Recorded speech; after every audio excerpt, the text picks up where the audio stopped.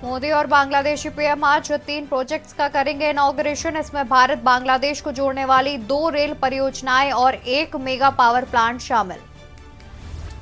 मराठा आरक्षण को लेकर पुणे मुंबई हाईवे जाम, आज होगी सर्वदलीय बैठक। जारंगे बोले आरक्षण पर फैसला हो वरना जल त्याग दूंगा। राष्ट्रपति ने सेना के मेजर को सेवा से किया बर्खास्त, सेंसिटिव जानकारी शेयर करने का आरोप। कई अन्य अधिकारी भी जांच के घेरे में। 3 साल बाद दिल्ली की हवा सबसे खराब, प्रदूषण के चलते क्लास में बच्चों की संख्या हुई कम। टीचर्स से टाइमिंग बदलने की मांग की। दिल्ली में धार्मिक स्थलों के पास नहीं बिकेगा मांस, मंदिर मस्जिद से 150 मीटर दूर खुलेंगे मीट शॉप। नई लाइसेंस पॉलिसी को एमसीडी की मंजूरी। आगरा में तेल कारोबारियों के ठिकानों पर इनकम टैक्स सर्वे, एसके इंडस्ट्री के प्रतिष्ठान और आवास पर पहुंची टीमें, 300 से ज्यादा अधिकारियों ने की जांच। आप देख रहे हैं के न्यूज, खबरों का सारथी। नमस्कार, स्वागत है आपका देश की बात में। मैं हूं आपके साथ अवंतिका अवस्थी। बात करेंगे खबरों की, जहां भारतीय सहायता प्राप्त विकास परियोजनाओं का उद्घाटन आज। भारतीय सहायता प्राप्त विकास परियोजनाओं का उद्घाटन आज। पीएम मोदी भारतीय विकास परियोजनाओं का करेंगे उद्घाटन। पीएम मोदी बांग्लादेश के पीएम वीडियो कॉन्फ्रेंसिंग से करेंगे उद्घाटन। प्रधानमंत्री मोदी बांग्लादेश के पीएम शेख हसीना करेंगे उद्घाटन। बता दें कि प्रधानमंत्री नरेंद्र मोदी और बांग्लादेश के प्रधानमंत्री वीडियो कॉन्फ्रेंसिंग से करेंगे उद्घाटन। बांग्लादेश के प्रधानमंत्री शेख हसीना वीडियो कॉन्फ्रेंसिंग से करेंगे उद्घाटन। 11 बजे वीडियो कॉन्फ्रेंसिंग के माध्यम से संयुक्त रूप से किया जाएगा उद्घाटन। 3 भारतीय सहायता प्राप्त विकास परियोजनाओं का उद्घाटन किया जाएगा। भारतीय सहायता प्राप्त विकास परियोजनाओं का आज उद्घाटन किया जाएगा। खबर हम आपको बता दें, जहां पर प्रधानमंत्री नरेंद्र मोदी भारतीय विकास परियोजनाओं का करेंगे उद्घाटन। प्रधानमंत्री नरेंद्र मोदी और बांग्लादेश के प्रधानमंत्री शेख हसीना वीडियो कॉन्फ्रेंसिंग के माध्यम से उद्घाटन करेंगे। सुबह करीब 11 बजे के आसपास उद्घाटन किया जाएगा।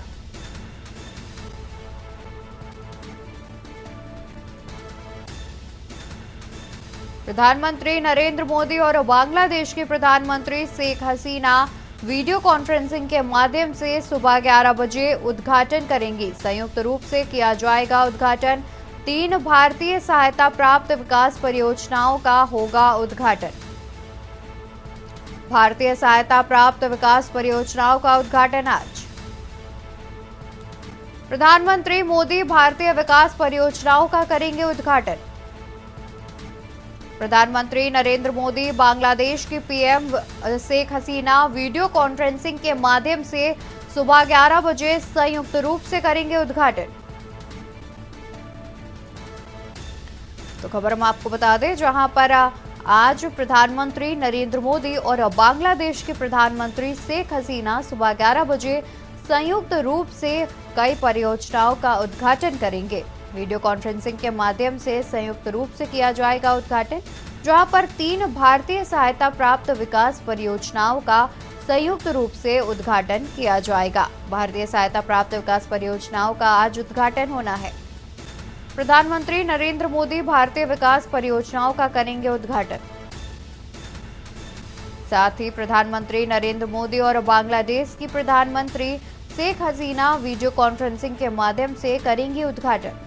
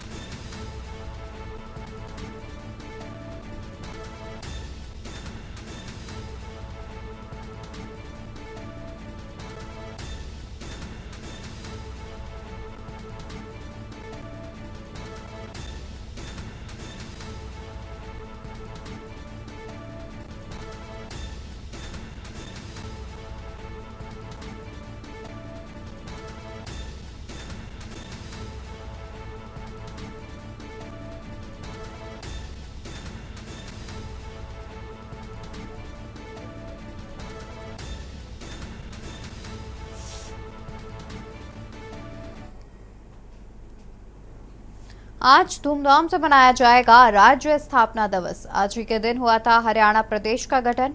साथ ही छत्तीसगढ़ और मध्य प्रदेश और हरियाणा आज के ही दिन अलग राज्य बने थे। 1 नवंबर को ही अलग राज्य बनाए गए थे तीनों। साल 1966 में हुआ था हरियाणा प्रदेश का गठन। 1 नवंबर 1966 को हरियाणा प्रदेश का गठन किया गया था। प्रदेश में कई कार्यक्रमों का किया गया है आयोजन। मुख्यमंत्री मनोहर लाल कार्यक्रमों में होंगे शामिल। वहीं उत्तर प्रदेश के मुख्यमंत्री योगी आदित्यनाथ ने भी राज्य स्थापना दिवस पर दी है बधाई। मुख्यमंत्री मनोहर लाल होंगे कार्यक्रमों में शामिल। यूपी के सीएम योगी आदित्यनाथ ने भी दी है बधाई।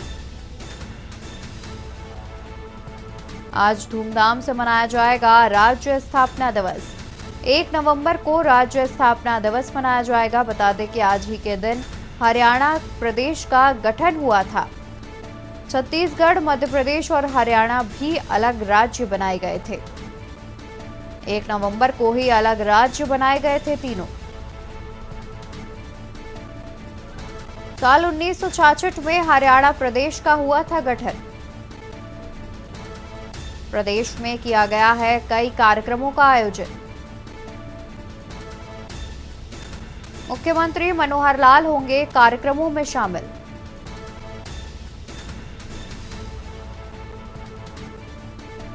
वहीं उत्तर प्रदेश के मुखिया सीएम योगी आदित्यनाथ ने भी राज्य स्थापना दिवस के अवसर पर दी है बधाई। बता दें कि आज ही के दिन छत्तीसगढ़, हरियाणा और मध्य प्रदेश राज्य का गठन हुआ था। 1 नवंबर 1966 को हरियाणा राज्य का गठन किया गया था। आज ही के दिन राज्य स्थापना दिवस भी मनाया जाता है और राज्य स्थापना दिवस को देखते हुए तमाम तरह के कार्यक्रमों का आयोजन प्रदेश भर में किया गया है, जिसमें शामिल होने के लिए मुख्यमंत्री मनोहर लाल भी पहुंचेंगे।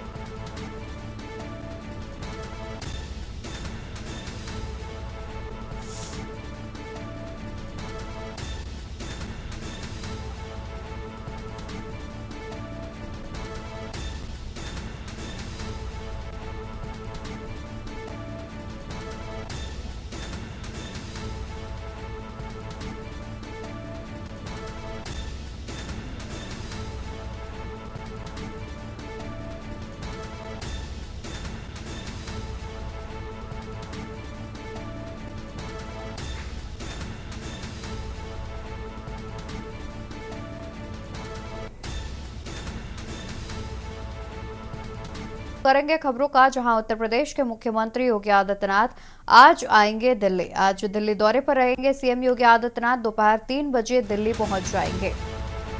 दोपहर 3 बजे दिल्ली पहुंच जाएंगे मुख्यमंत्री योगी आदित्यनाथ। वहीं मुख्यमंत्री योगी आदित्यनाथ केंद्रीय गृह मंत्री अमित शाह से करेंगे मुलाकात। लोकसभा चुनाव और यूपी बीजेपी प्रभारी के नाम पर की जाएगी चर्चा। संभावित मंत्रिमंडल विस्तार को लेकर भी गृह मंत्री के साथ हो सकती है चर्चा। सीएम योगी आदित्यनाथ आज गाजियाबाद का भी करेंगे दौरा। कृष्णा इंजीनियरिंग कॉलेज का सिल्वर जुबली है कार्यक्रम, जिसमें सम्मिलित होने के लिए मुख्यमंत्री योगी आदित्यनाथ गाजियाबाद पहुंचेंगे। कॉलेज के कार्यक्रम में शामिल होंगे मुख्यमंत्री योगी आदित्यनाथ। सीएम योगी दीक्षांत समारोह में छात्रों को बांटेंगे डिग्री। बता दें कि कॉलेज के कार्यक्रम में शामिल होने पहुंचेंगे गाजियाबाद मुख्यमंत्री योगी आदित्यनाथ। साथ ही मुख्यमंत्री दीक्षांत समारोह में छात्रों को बांटेंगे डिग्री। मुरादनगर में है कृष्णा इंजीनियरिंग कॉलेज। बता दें कि गाजियाबाद के मुरादनगर में कृष्णा इंजीनियरिंग कॉलेज स्थित है, जहां पर कॉलेज में सिल्वर जुबली का कार्यक्रम होना है, जिसमें मुख्यमंत्री शिरकत करने पहुंचेंगे। साथ ही बता दें कि दीक्षांत समारोह में छात्रों को डिग्री भी बांटेंगे मुख्यमंत्री योगी आदित्यनाथ। आज अमित शाह से भी मुलाकात करेंगे मुख्यमंत्री। बता दें कि शाम 3 बजे के करीब दिल्ली पहुंच जाएंगे मुख्यमंत्री योगी आदित्यनाथ, जहां पर वो केंद्रीय गृह मंत्री अमित शाह से भी मुलाकात कर सकते हैं। वहीं जानकारी के अनुसार संभावित मंत्रिमंडल विस्तार को लेकर चर्चा हो सकती है। आगामी चुनावों को लेकर भी चर्चाएं की जा सकती है। वहीं सीएम योगी आदित्यनाथ आज गाजियाबाद दौरे पर भी रहेंगे।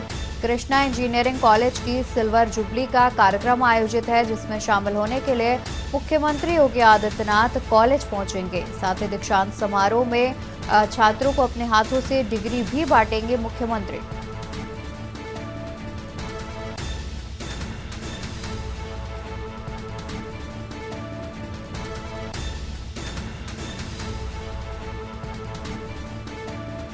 ऐसी खबर पर तमाम जानकारी के लिए दिल्ली से हमारे संवाददाता कुलदीप भरत हमारे साथ जुड़े हुए हैं।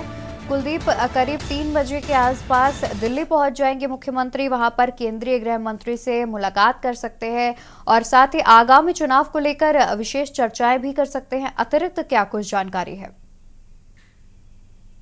देखिए, आज सीएम योगी है, वो आज 3 बजे करीब दिल्ली पहुंचेंगे, जिसके बाद वो केंद्रीय गृह मंत्री और जेपी नड्डा से मुलाकात करेंगे और जो आने वाले आगामी चुनाव जो यूपी के अंदर, उसको लेकर एक मंत्रिमंडल विस्तार को लेकर इन दोनों के बीच चर्चा हो सकती है। वहीं बीजेपी एक जनजातीय अनुसूचित जाति का एक सम्मेलन करने जा रही है, उसको लेकर कोई बैठक में इनकी चर्चा होगी। और जो अवध के जो कई 14 सीटें हैं, उनसे विस्तार पर चर्चा करने की बात करें, क्योंकि गृह मंत्री जो अमित शाह है वो बीजेपी के अध्यक्ष भी रह चुके हैं और उनका मार्गदर्शन मिलना है। कहीं ना कहीं बीजेपी की कोई चुनाव की जो रणनीति बनेगी यूपी के लिए, कहीं ना कहीं काफी उपयोगी साबित हो सकती है। और जिस तरह से अभी योगी सीएम लगातार यूपी में दौरा कर रहे हैं और आज चुनाव को लेकर जब दिल्ली में दौरा कर रहे हैं, तो कई मंत्रिमंडल विस्तार को लेकर चर्चा होगी, पर्यवेक्षित करेंगे। हालांकि जो विस्तार मंत्रिमंडल का जो विस्तार करना है, उसका पूरा विशेष अधिकार सीएम योगी को है। वही किसी को मंत्री लगा सकते हैं, किसी को हटा सकते हैं, लेकिन वो अपने जो सीनियर अधिकारी है, सीनियर नेता है, उनके साथ मुलाकात करके उनका मार्गदर्शन प्राप्त करके आगे की रणनीति तैयार करने के लिए आज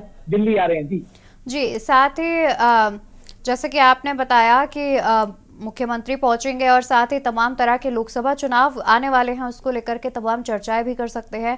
शुक्रिया आपका कुलदीप, तमाम जानकारी हमारे दर्शकों तक पहुंचाने के लिए।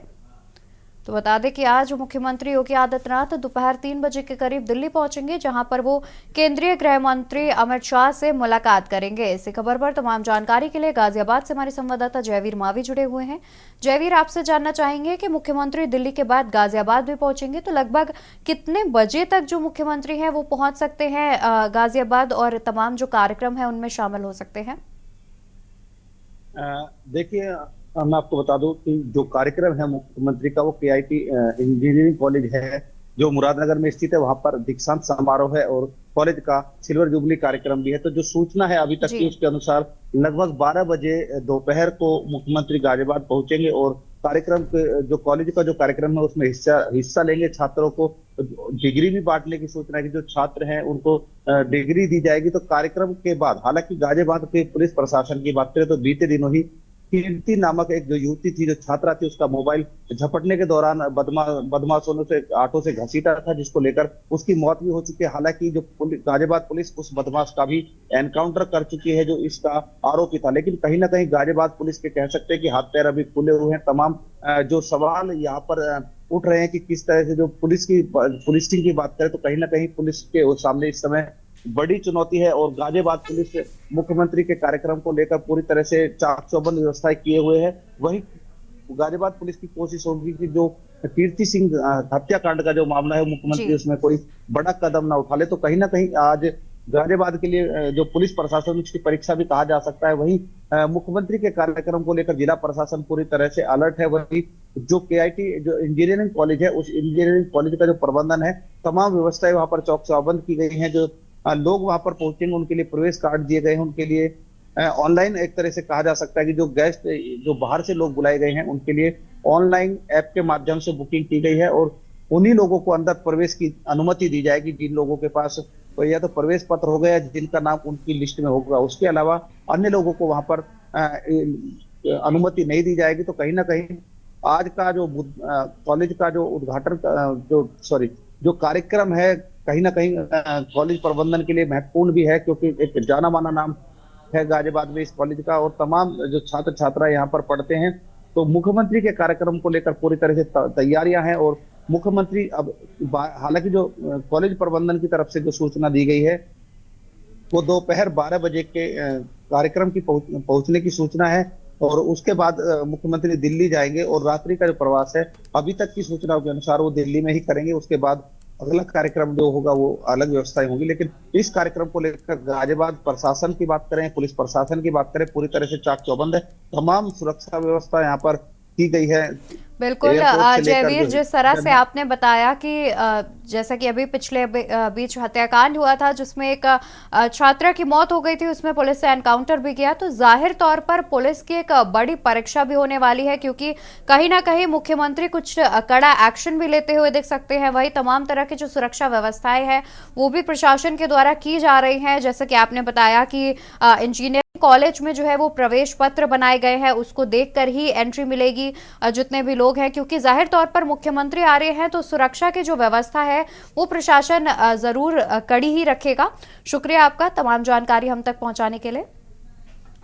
तो बता दें कि आज दोपहर करीब 12 बजे के आसपास पहले मुख्यमंत्री गाजियाबाद पहुंचेंगे, जहां पर उन्हें इंजीनियरिंग कॉलेज के दीक्षांत समारोह में छात्रों को डिग्री देंगे। साथ ही उस इंजीनियरिंग कॉलेज का सिल्वर जुबली कार्यक्रम भी है जिसमें शामिल होंगे मुख्यमंत्री। उसके बाद दोपहर 3 बजे के करीब दिल्ली पहुंचेंगे, जहां पर वो केंद्रीय गृह मंत्री अमित शाह से मुलाकात करेंगे और साथ ही आने वाले लोकसभा चुनाव पर तमाम तरह की रणनीति पर चर्चा भी करेंगे मुख्यमंत्री।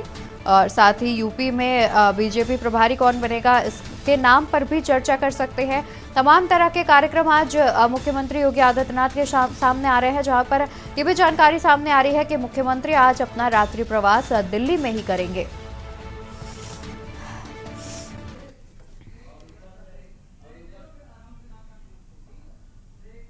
हैं खबरों का, जहां 22 जनवरी को होगी रामलला की प्राण प्रतिष्ठा। दिवाली के बाद उत्सव का स्वरूप देगी विश्व हिंदू परिषद। राम जन्मभूमि 15 तारीख से अक्षत पूजन शुरू करेगी।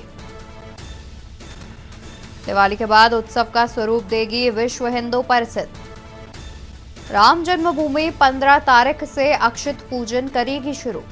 अक्षत पूजन निमंत्रण पत्र देना चालू कर देगी समिति। 10 करोड़ से अधिक हिंदुओं को एकत्र करने की योजना।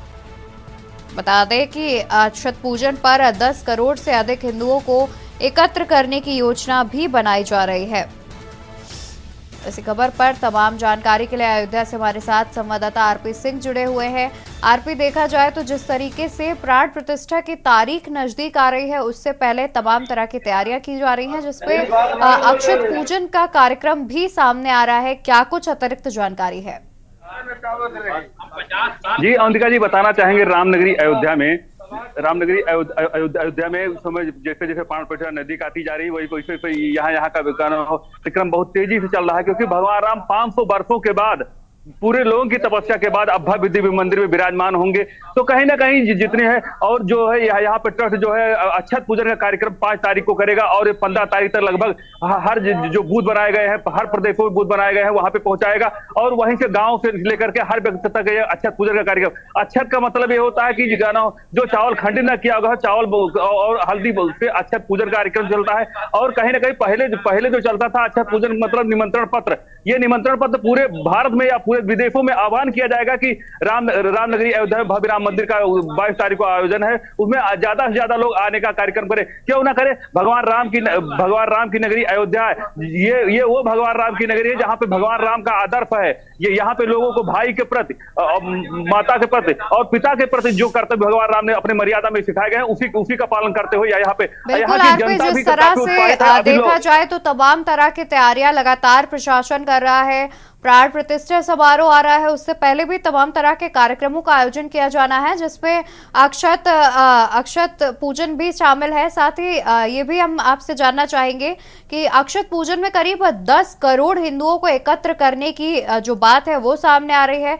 तो 10 करोड़ हिंदू जब एकत्र होंगे तब उस दौरान क्या कुछ तैयारियां की गई होंगी प्रशासन के द्वारा? जी अवंतिका जी, बता रही प्रशासन पहले से यहाँ से अलर्ट में है। बड़ी बड़ी जमीनें पार्किंग के लिए व्यवस्था के टेंट सिटी भी बनाई गई है। होटल अगल बगल जितने जिले हैं उनको भी होटल खाली कराए गए हैं कि यहाँ पे जितने भी लोग आएंगे उनकी व्यवस्था की जाएगी। बिल्कुल, यानी कि अगर देखा जाए तो प्राण प्रतिष्ठा और तमाम जो कार्यक्रम है जैसे कि अक्षत पूजन और दीपावली में भी लाखों दिए जलाने का जो कार्यक्रम है उससे पहले कई सारी तैयारियां कर ली गई हैं, जिसमें टेंट सिटी और होटल को खाली कराने का कार्य भी प्रशासन के द्वारा किया जा रहा है। शुक्रिया आरपी सिंह आपका तमाम जानकारी हम तक पहुंचाने के लिए।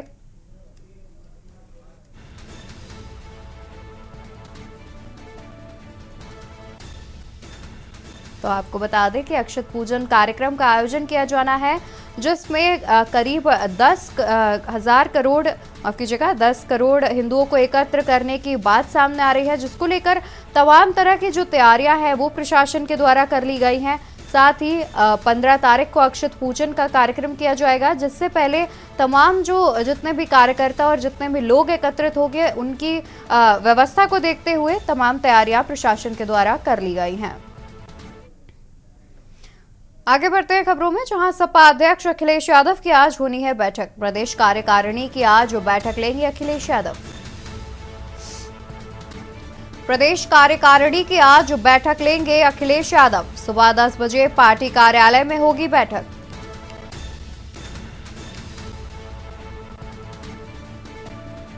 प्रदेश कार्यकारिणी की आज बैठक लेंगे अखिलेश यादव। बता दें कि सुबह 10 बजे प्रदेश कार्यकारिणी की बैठक लेंगे अखिलेश यादव। प्रदेश कार्यकारिणी की आज बैठक लेंगे अखिलेश। आज सुबह 10 बजे पार्टी कार्यालय में होगी बैठक। सुबह 10 बजे बैठक का आयोजन किया जाना है, पार्टी कार्यालय में होगी बैठक।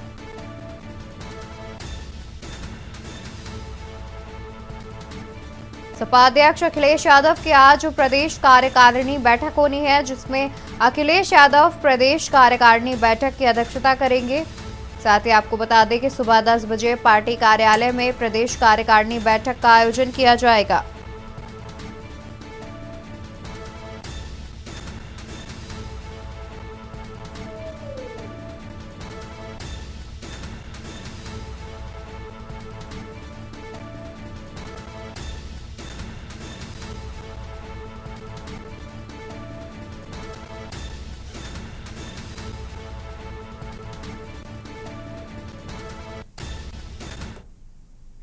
रुक करेंगे खबरों का, जहां जालौन में 3 दुकानों में लगी भीषण आग।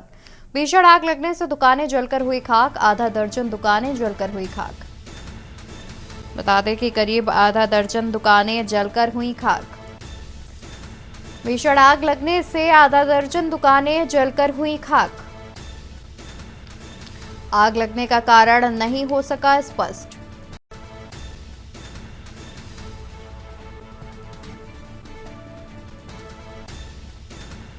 दमकल विभाग की गाड़ी आग बुझाने में जुटी, दुकानों में रखा लाखों का सामान जलकर हुआ खाक। जालौन के उरई कोतवाली क्षेत्र का ये पूरा मामला बताया जा रहा है, जहां पर आधा दर्जन दुकानों में आग लग गई। बता दें कि आग लगने का कारण अभी तक स्पष्ट नहीं हो पा रहा है।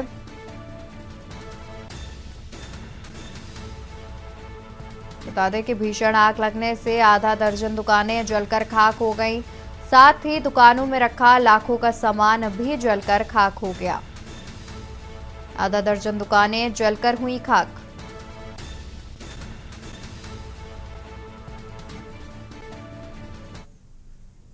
वहीं महुआ से खबरों में आपको बता दें, जहां पर पुलिस पर हुई अंधाधुंध फायरिंग। पुलिस हिरासत से भागकर अभियुक्तों ने की फायरिंग। पुलिस पर हुई अंधाधुंध फायरिंग। पुलिस हिरासत से भागकर अभियुक्तों ने की फायरिंग। पुलिस कर्मियों की राइफल छीनकर की गई फायरिंग। एक दरोगा 2 सिपाही मुठभेड़ में हुए घायल। 2 अभियुक्त भी मुठभेड़ में हुए घायल।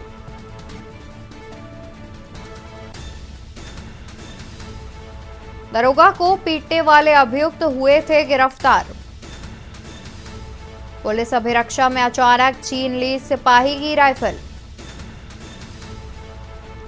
दरोगा को पीटने वाले अभियुक्त हुए थे गिरफ्तार।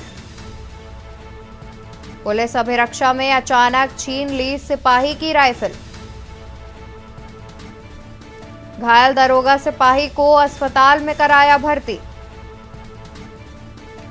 पनवाड़ी थाना क्षेत्र के नकरा गांव का पूरा मामला बताया जा रहा है, जहां पर पुलिस हिरासत से भागकर अभियुक्तों ने पुलिसकर्मियों पर की फायरिंग। पुलिसकर्मियों की राइफल से ही पुलिसकर्मियों पर फायरिंग की। अभियुक्तों ने पुलिसकर्मियों पर की फायरिंग। पुलिस हिरासत से भागकर अभियुक्तों ने पुलिसकर्मियों पर की अंधाधुंध फायरिंग। जानकारी के अनुसार पुलिसकर्मियों की राइफल छीनकर की गई फायरिंग। एक दरोगा, 2 सिपाही मुठभेड़ में हुए घायल।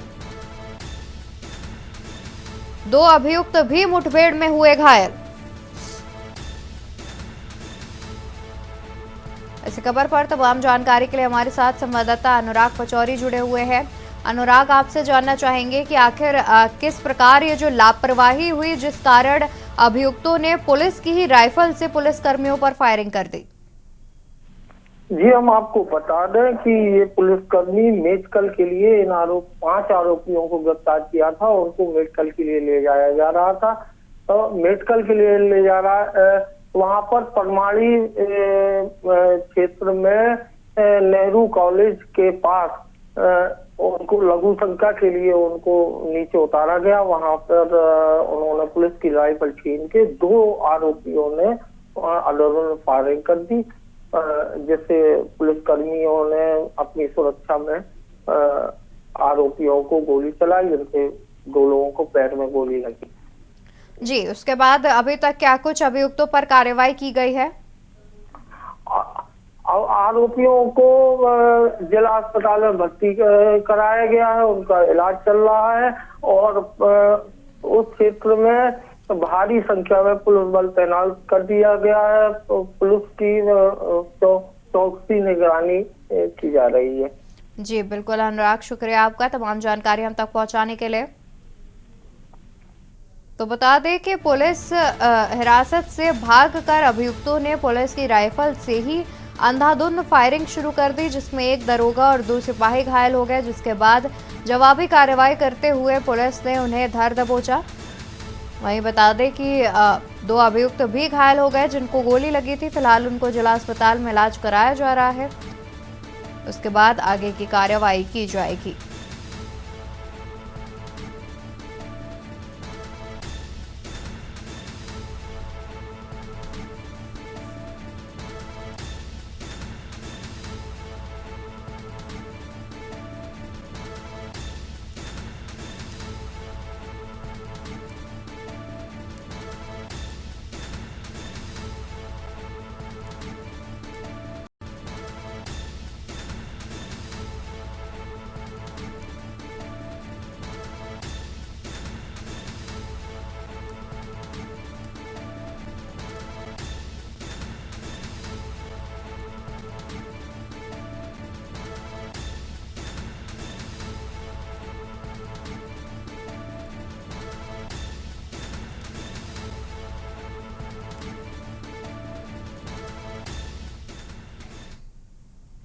खबर कुशीनगर से, जहां पर ट्रेन की चपेट में आने से 2 लोगों की हुई मौत। खड्डा क्षेत्र के 2 अलग अलग स्थानों पर हुई दुर्घटना। पुलिस ने दोनों शवों को पोस्टमार्टम के लिए भेजा। खड्डा क्षेत्र के 2 अलग अलग स्थानों पर हुई दुर्घटना। पुलिस ने दोनों शवों को पोस्टमार्टम के लिए भेजा। अहिरौली गांव व बंजारी पट्टी नहर पुल के पास हुई घटना। ट्रेन की चपेट में आने से 2 लोगों की हुई मौत। खबर हम आपको कुशीनगर से बता दें। खड्डा क्षेत्र के 2 अलग अलग स्थानों पर हुई दुर्घटना। पुलिस ने दोनों शवों को पोस्टमार्टम के लिए भेजा। अहिरौली गांव व बंजारी पट्टी नहर पुल के पास की पूरी घटना बताई जा रही है। खबर कुशीनगर से, जहां पर ट्रेन की चपेट में आने से हुई 2 लोगों की मौत। खड्डा क्षेत्र के 2 अलग अलग स्थानों पर हुई दुर्घटना। पुलिस ने दोनों शवों को पोस्टमार्टम के लिए भेजा। अहिरौली गांव व बंजारी पट्टी नहर पुल के पास की यह पूरी घटना बताई जा रही है। खबर कुशीनगर से, जहां पर ट्रेन की चपेट में आने से हुई 2 लोगों की मौत।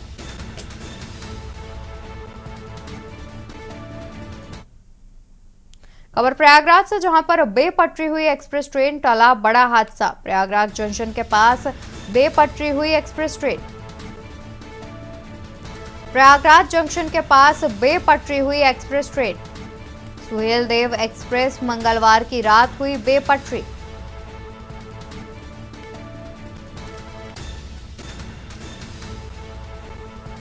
गाजीपुर से आनंद विहार जा रही थी ट्रेन। जिस वक्त यह हादसा हुआ, प्लेटफॉर्म से रवाना होने के महज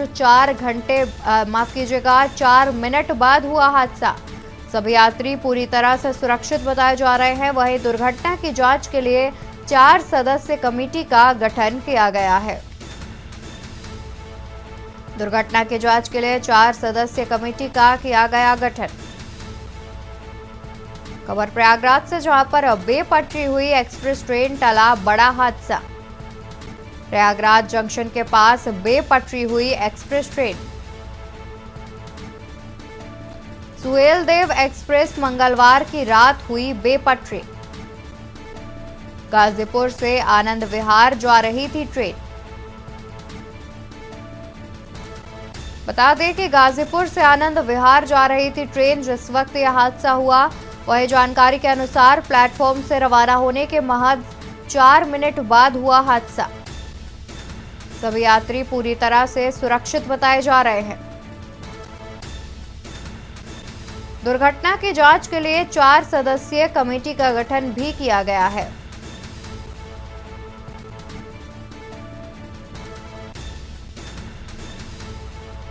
खबर आपको प्रयागराज से बता रहे हैं, जहां प्रयागराज जंक्शन के पास बेपटरी हुई एक्सप्रेस ट्रेन। सुहेलदेव एक्सप्रेस मंगलवार की रात हुई बेपटरी। गाजीपुर से आनंद विहार जा रही थी ट्रेन। प्लेटफॉर्म छोड़ने के 4 मिनट के बाद हुआ हादसा। फिलहाल सभी यात्री सुरक्षित बताए जा रहे हैं। किसी के हताहत होने की कोई खबर सामने नहीं आ रही है।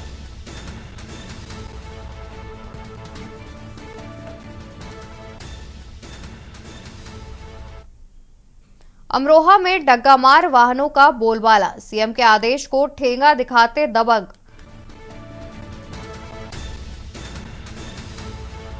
सीएम के आदेश को ठेंगा दिखाते दबंग वाहन संचालक। बिना एलपीजी पास अवैध तरीके से हो रहा है संचालन। सफेद पोश और परिवहन विभाग की हुई मिलीभगत। सफेद पोश और परिवहन विभाग की मिलीभगत। सवारियां बैठाने को लेकर चालकों के बीच हो चुकी है कई बार मारपीट। परिवहन विभाग को किसी बड़ी घटना का इंतजार। जोया गजरौला से दिल्ली के लिए बड़ी संख्या में चलती है इको वैन। अमरोहा में डग्गामार वाहनों का बोलबाला। सीएम के आदेश को ठेंगा दिखाते दबंग वाहन संचालक। बिना एलपीजी पास अवैध तरीके से हो रहा संचालन। सफेद पोश और परिवहन विभाग की मिलीभगत आई सामने।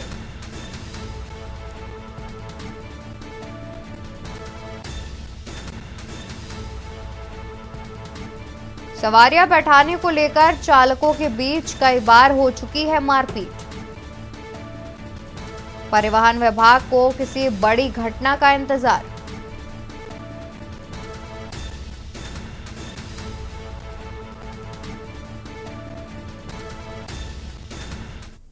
खबर अमेठी से, जहां पर नाबालिग छात्रा को आग लगाकर मारने का मामला। प्रधान समेत आधा दर्जन लोगों पर मुकदमा किया गया दर्ज। प्रधान समेत आधा दर्जन लोगों पर मुकदमा किया गया दर्ज। महिलाओं समेत दर्जनों ग्रामीण पहुंचे एसडीएम कार्यालय। ग्रामीणों ने ग्राम प्रधान को बताया निर्दोष। महिलाओं समेत दर्जनों ग्रामीण पहुंचे एसडीएम कार्यालय। ग्रामीणों ने ग्राम प्रधान को बताया निर्दोष। मामले में तहसीलदार को सौंपा ज्ञापन।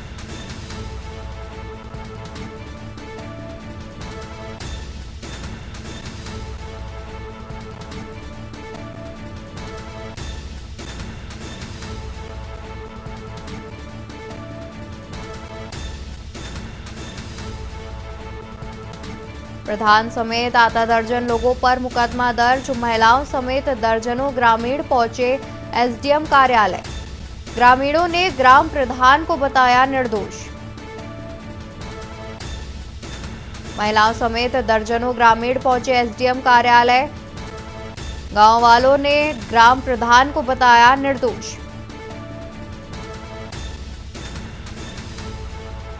मामले में तहसीलदार को सौंपा ज्ञापन। बाजार शुक्ल थाना क्षेत्र लड़की की मौत का है पूरा मामला, जहां पर ग्रामीणों ने एसडीएम कार्यालय पहुंचकर ग्राम प्रधान को बताया निर्दोष। नाबालिग छात्रा को आग लगाकर मारने का है पूरा मामला। खबर बुलंदशहर से, जहां पर गैंगस्टर माफिया की संपत्ति की गई कुर्क। गैंगस्टर माफिया की 40 लाख की संपत्ति की गई कुर्क। गैंगस्टर माफिया की 40 लाख की संपत्ति की गई कुर्क।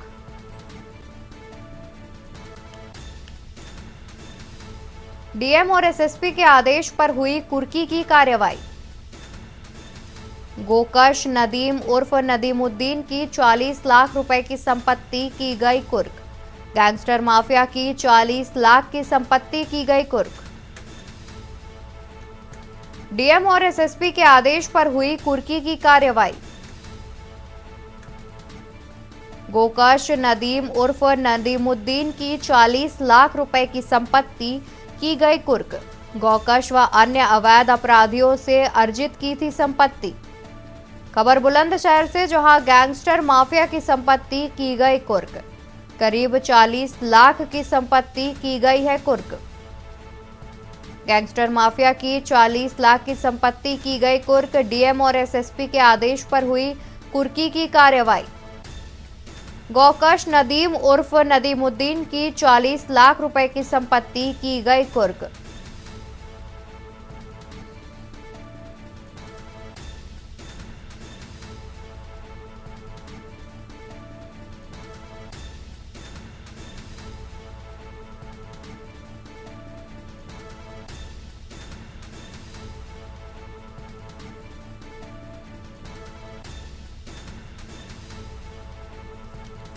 इसी खबर पर तमाम जानकारी के लिए बुलंदशहर से हमारे संवाददाता अनिल मीणा हमारे साथ जुड़े हुए हैं।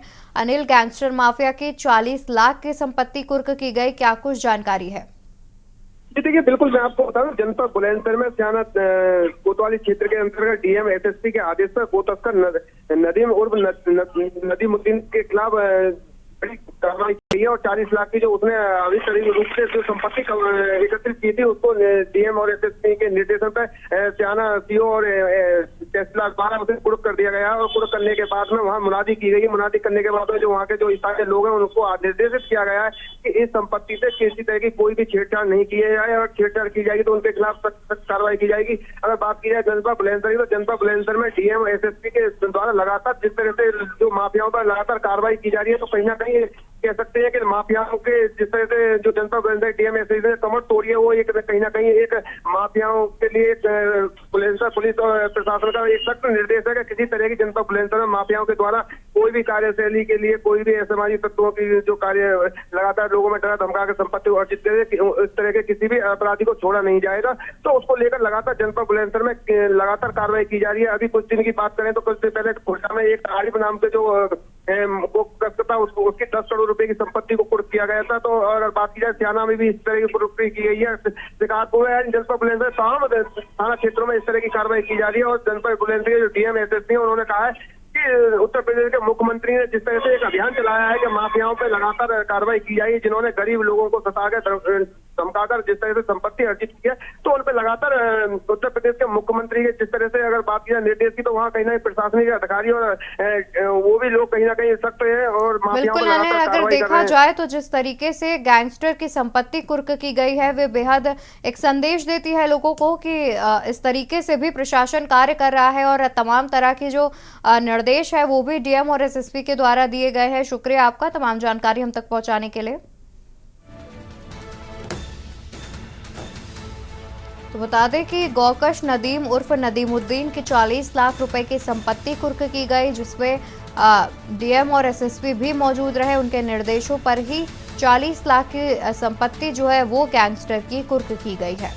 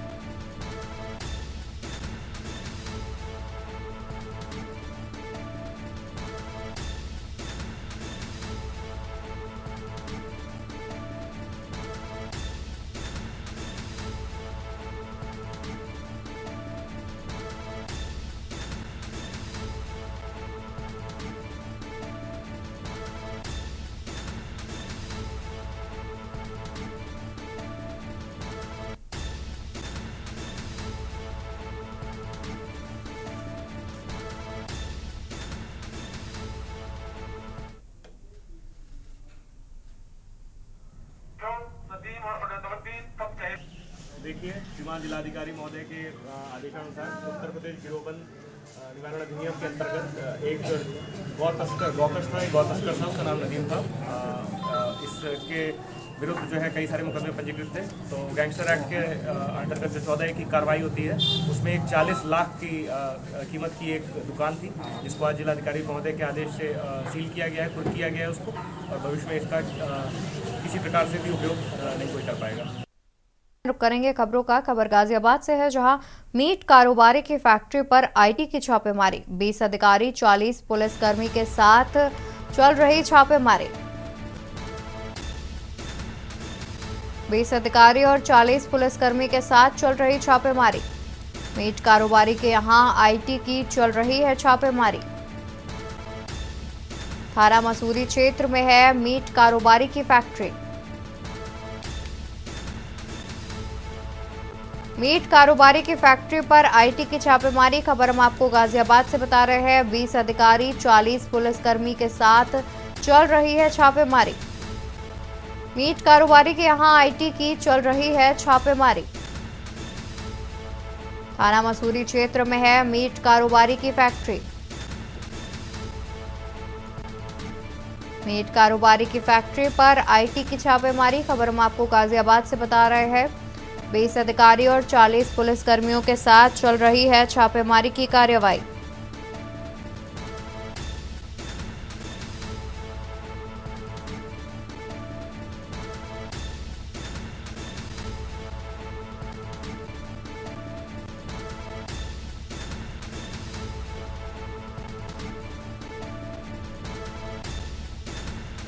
इसी खबर पर तमाम जानकारी के लिए गाजियाबाद से संवाददाता जयवीर मावी जुड़े हुए हैं।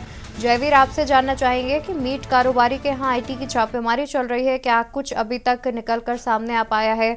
क्या सूत्रों के हवाले से कोई खबर सामने आ पा रही है? देखिए, आपको बता दें कि जो मीट फैक्ट्री है वो गाजियाबाद के मसूरी थाना क्षेत्र में स्थित है और लगभग 40 से 45 बीघा, यानी कि कहा जा सकता है कि बड़े क्षेत्र में फैक्ट्री का जो एरिया है वो है, और विदेशों में भी मीट सप्लाई की जाती है। इस फैक्ट्री की बात करें तो इस फैक्ट्री में जो पशु का भी कटान होता है, और जो व्यापारी है उसका मुख्य कार्यालय बंबई में है, जहां पर बंबई और गाजियाबाद दोनों जगह पर एक साथ जो छापेमारी आयकर विभाग की टीम कर रही है। और लगातार अगर हम बात करें तो जो फैक्ट्री के जो मैनेजर हैं और प्रबंधक का जो बेटा है, यानी कि जो डायरेक्टर है, वो भी फैक्ट्री के अंदर मौजूद है।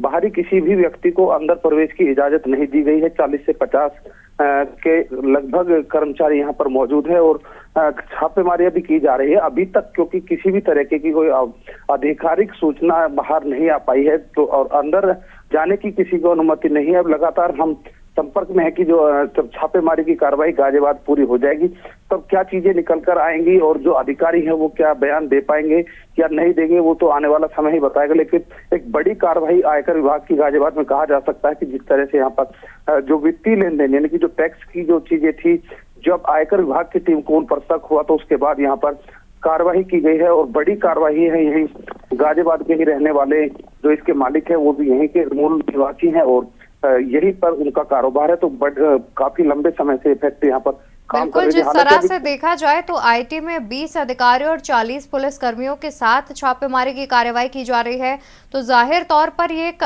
बड़ी कार्रवाई मानी जाएगी। साथ ही ये भी जानना चाहेंगे कि मुंबई और गाजियाबाद के अलावा भी क्या जो ये मीट कारोबारी है इनके कोई ठिकाने हैं जहाँ पर छापेमारी की जा रही हो?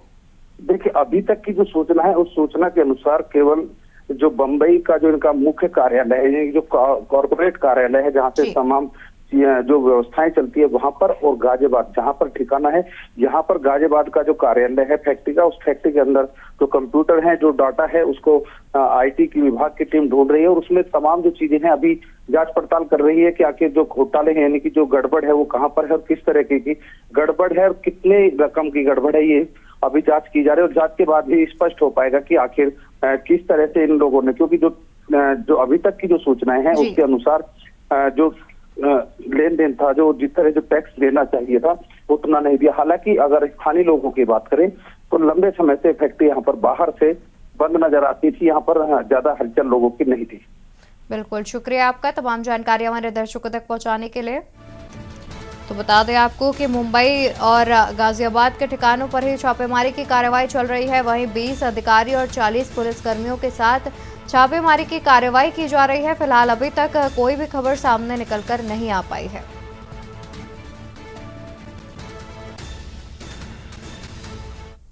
खबर फर्रुखाबाद से, जहां पर बसपा नेता के खिलाफ प्रशासन ने कसा शिकंजा। डॉक्टर अनुपम दुबे के खिलाफ प्रशासन ने कसा शिकंजा। बसपा नेता के खिलाफ प्रशासन ने कसा शिकंजा।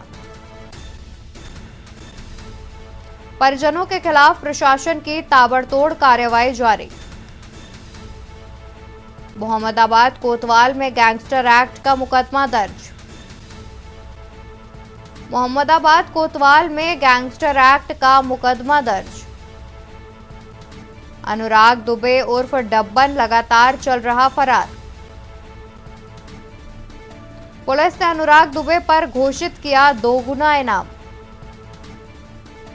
मोहम्मदाबाद व फतेहगढ़ कोतवाली क्षेत्र का यह पूरा मामला बताया जा रहा है।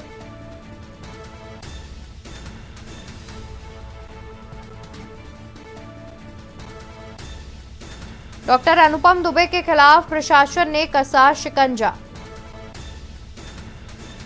परिजनों के खिलाफ प्रशासन की ताबड़तोड़ कार्रवाई जारी। मोहम्मदाबाद कोतवाल में गैंगस्टर एक्ट का मुकदमा हुआ दर्ज।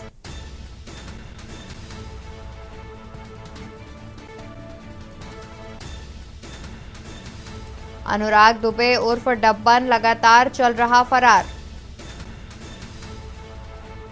पुलिस ने अनुराग दुबे पर घोषित किया 2 गुना इनाम। मोहम्मदाबाद व फतेहगढ़ कोतवाली क्षेत्र का बताया जा रहा है पूरा मामला।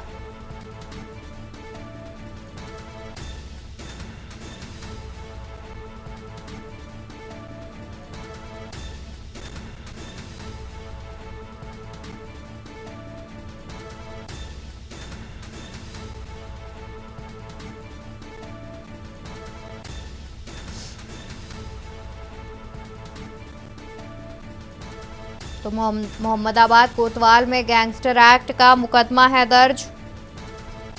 अनुराग दुबे उर्फ डब्बन लगातार चल रहा फरार।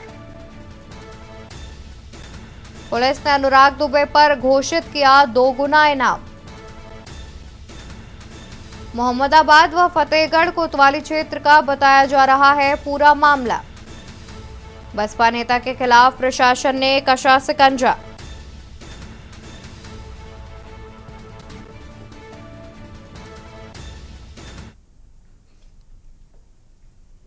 खबर बहराइच से, जहां पर चोरों ने 3 घरों में किया धावा। 3 घरों में लाखों रुपए की गई चोरी। मोतीपुर थाना क्षेत्र में चोरों का आतंक जारी। 3 घरों में लाखों रुपए की गई चोरी।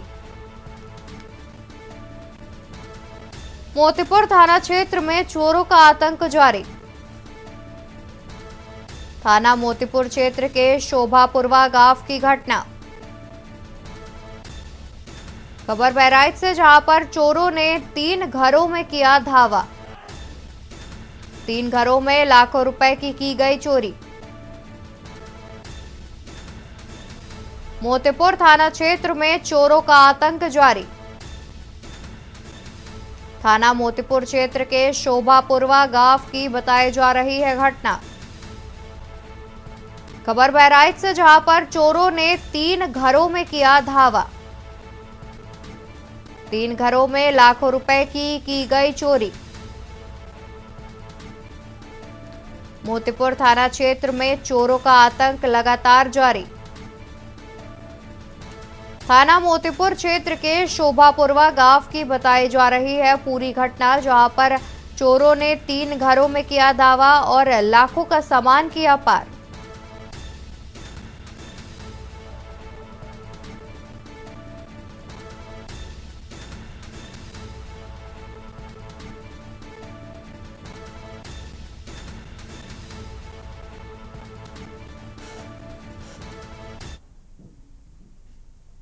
देश की बात में फिलहाल के लिए इतना ही। ऐसी तमाम जानकारियों के लिए आप देखते रहिए के न्यूज़ इंडिया।